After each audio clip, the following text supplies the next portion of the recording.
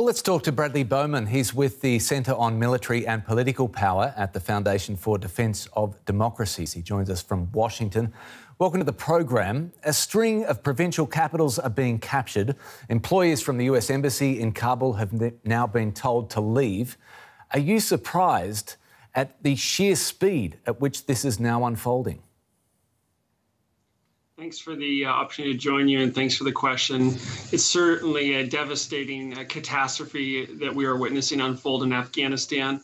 Many of us had warned the Biden administration against implementing a timeline-based conditions ignoring withdrawal based on this idea of endless wars that we've heard so many pundits and politicians push for so long. This is what you get when you do a conditions ignoring withdrawal. We've seen 12 provincial capitals fall in 7 days. More than 1/3 of Afghanistan's provincial capitals have fallen within a week. More vulnerable than ever.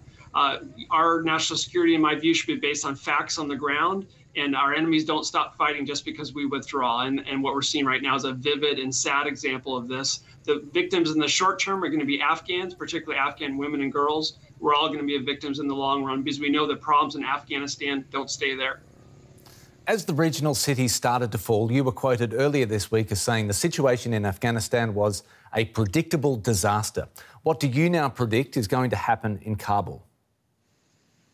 You know, predictions are dangerous in Afghanistan, but, I would have, if you'd asked me months ago, I warned the Biden administration not to proceed with after the April 14th announcement. They've done so anyways. I would have predicted that you would have seen significant Taliban gains in the south and the west based on traditional strengths there.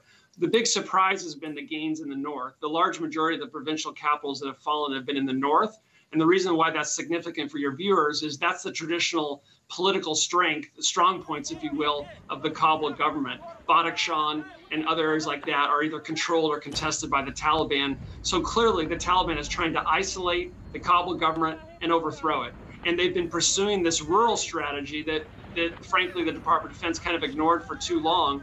And they've now surrounded the cities and they're going into action. Meanwhile, Biden is ignoring this and withdrawing. Really, we should be honest, it's the U.S.-led NATO withdrawal that has catalyzed what we're seeing now. And it's absolutely sad and tragic. And with that said, US President Joe Biden has doubled down on his decision, saying Afghans need to, quote, fight for their nation. They've received training from American and German troops, equipment too, over the course of 20 years. What more could have been done to protect them? We had 3,500 troops in Afghanistan, give or take, in April. 3,500 American troops, with roughly double that number of NATO troops. For 3,500 troops, we were preventing another 9/11 attack. We were preserving the gains that Afghan women and girls have made, and we were preventing massive new refugee flows that were going to destabilize nuclear armed Pakistan. We had 26,000 American troops on Capitol Hill after January 6th. 3,500 troops was not an unreasonable investment.